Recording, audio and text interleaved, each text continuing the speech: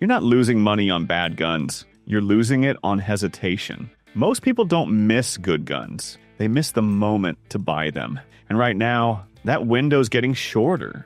Prices are creeping, certain models are getting harder to find, and the ones nobody cared about 6 months ago are suddenly everywhere. Some things get better when you wait. Handguns don't. They either jump in price, vanish from shelves, or quietly prove themselves while you sit there thinking, you've got time. I've done it. Passed on one, shrugged it off, walked out like it didn't matter. Weeks later, it showed up everywhere.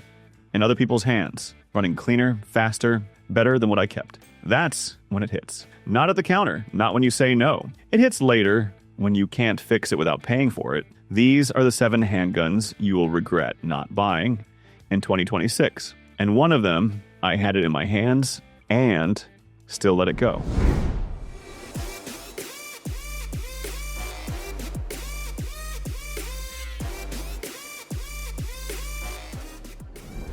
Honestly, I already had the more expensive pistol. That was the whole point. When the Canik Mete SF showed up, I didn't even want to touch it. I'd already spent real money on something with a better name.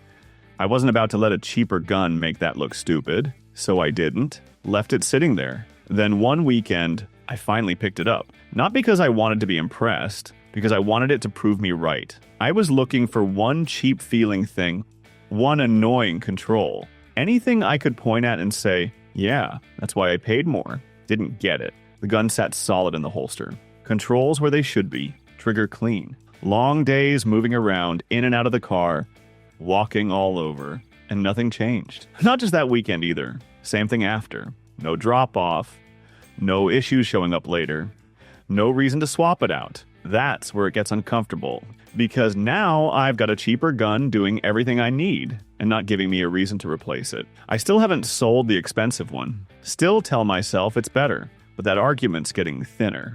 And if this thing keeps holding like that, then it's still going to be there a year from now doing the same job, while I'm the one who paid more trying to outthink it.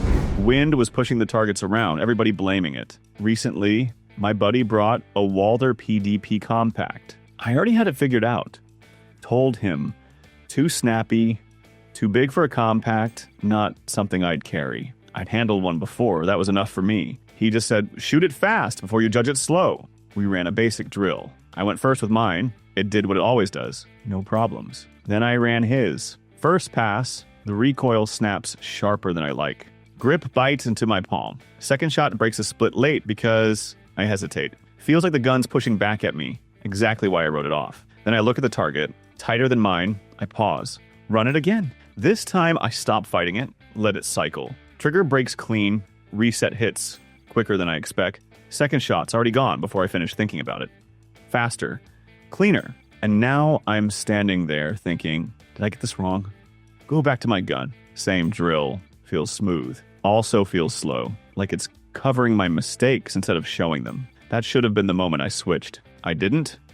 Told myself it wasn't worth changing everything for. A couple months later, I'm seeing more of them. Same pattern. Guys running them hard. No hesitation. Now I'm the one adjusting late. Yeah, it's not soft. Not the easiest carry. But skipping it because it didn't feel good at first. Now you're either relearning or playing catch-up.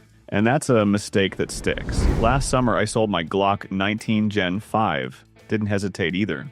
Guy at the shop asked if I was sure, and I told him, yeah, I'm past it. Felt like I'd outgrown it. Too plain. Trigger wasn't great. Grip never felt perfect. And honestly, I was bored of it. Walked out thinking I upgraded. One had a better trigger. Crisp. Fast. I remember thinking, yeah, this is it. Then I started carrying it more and kept adjusting my shirt all day trying to hide it. Switched again. This one carried easier. Thinner. That lasted until I pushed it a bit and realized I was working harder to keep it on track. Didn't like that, so I kept bouncing. At some point, it stopped being exciting and just got frustrating. Little things started showing up. Timing felt off. Grip didn't sit right when I pushed it. Nothing major, just enough. And I kept catching myself comparing everything to something I didn't even own anymore. And that's when it clicked. I didn't move past the Glock 19, I just removed the baseline. It's still not exciting. Trigger's nothing special.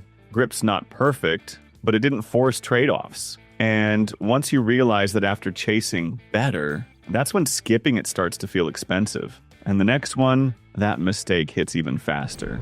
I told myself I was done switching. One gun, one setup, one answer for everything. Same duty pistol, same holsters, same plates, same line every time somebody asked what I ran. Just stick with this platform. It does everything you need. I said it like it was settled. Then an Echelon 4.0C showed up at a local range day. No factory rep, no hype, just another shooter running drills. His optic sat lower and cleaner than the plate stack I had been pretending not to hate. The grip looked like the shape I had been trying to force out of backstraps and tape on my old gun for months. When I finally ran it, the gun felt like the version I had been chasing with parts and excuses for a year. I've already poured money into making another pistol behave. Like this one does out of the box is plates, mounts, extra copies for consistency, endless tinkering. You already know you're in the same boat when your safe carries one logo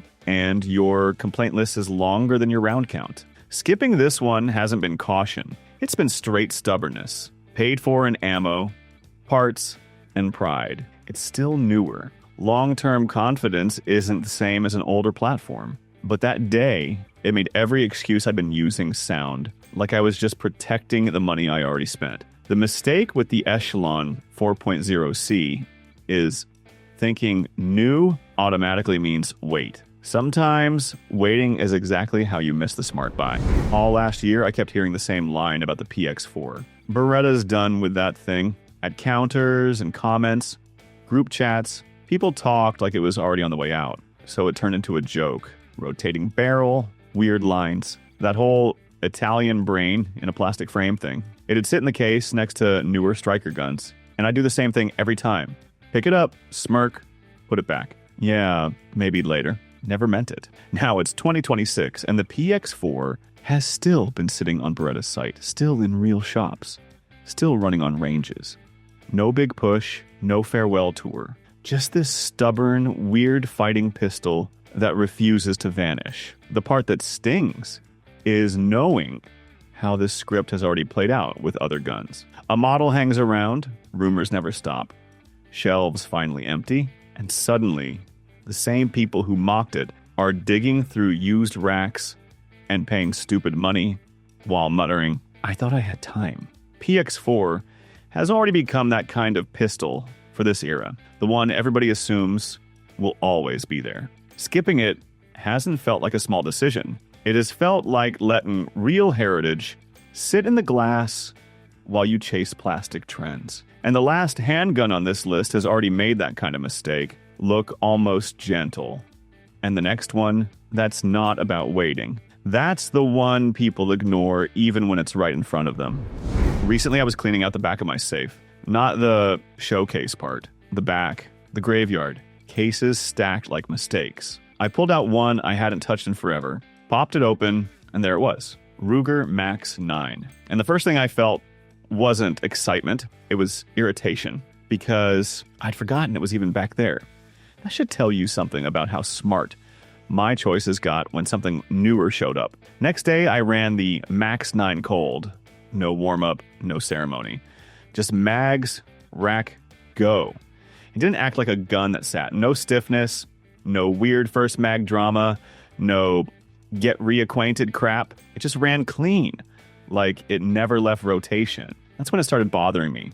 Because every other gun I benched, I had a reason. Something wore funny. Something got annoying. Something didn't hold up the way I needed. I could point at it and say, that's why. This one didn't give me a reason. It's small. It's light. It's not flashy. It doesn't make you feel clever for carrying it. It just disappears under normal clothes and shows up when you need it without turning into a project. And now I'm staring at everything I push forward. And this Max 9 I left behind. And I don't have a clean explanation. So be honest. How many pistols did you ignore just because they didn't come with a story you could brag about?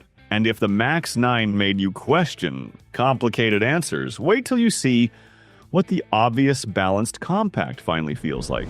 Last month, I drove to a big box store outside San Antonio because I was low on 9mm and wanted out before the weekend crowd. My M&P9 M2.0 compact rode at my side. 15+1, aggressive grip texture, familiar controls. Nothing trendy, just dependable. The ammo counter turned weird fast. Two guys weren't buying anything, but they kept moving around me like they were checking space. One stayed near the aisle, the other drifted toward the end cap and closed off the easy way out. My stomach tightened. I backed up, put the cart between us, and my hand found the M&P without me thinking about it. Nothing happened. Maybe they saw me notice. Maybe they changed their mind. Either way, they backed off and disappeared down the aisle. I sat in the truck afterward with my hand still shaking, realizing I hadn't thought about features, price, hype, or reviews in that moment. I thought about familiarity, but that moment changed how I saw the M&P compact. I had always treated it like the sensible pistol I could buy later. It was common, proven, always sitting in somebody's case. That afternoon, I started looking for a second one, extra magazines, and the same holster setup. Backup gun, same controls. No relearning. Then I saw the problem. Clean examples disappeared quickly. Good prices vanished first, and used ones were creeping too close to new money. I waited once because I thought there would always be another M&P compact. That is exactly how regret starts. So that's the line I don't ignore anymore. Not what looks good today, what comes back to bother you after you pass on it. Those are the guns that earn a spot here. Now I want to hear yours. Which one did you walk away from that got better without you? Which one did you wait on and now it's either gone or priced out of reach? And which one are you still pretending you didn't miss? I'll be honest, a couple of these still don't sit right with me. I run them, I trust them, but something about them still nags at me in the back of my head. That doesn't go away, it just gets quieter. I'm Steve. The market already moved. You either caught it or you're the one trying to catch up now.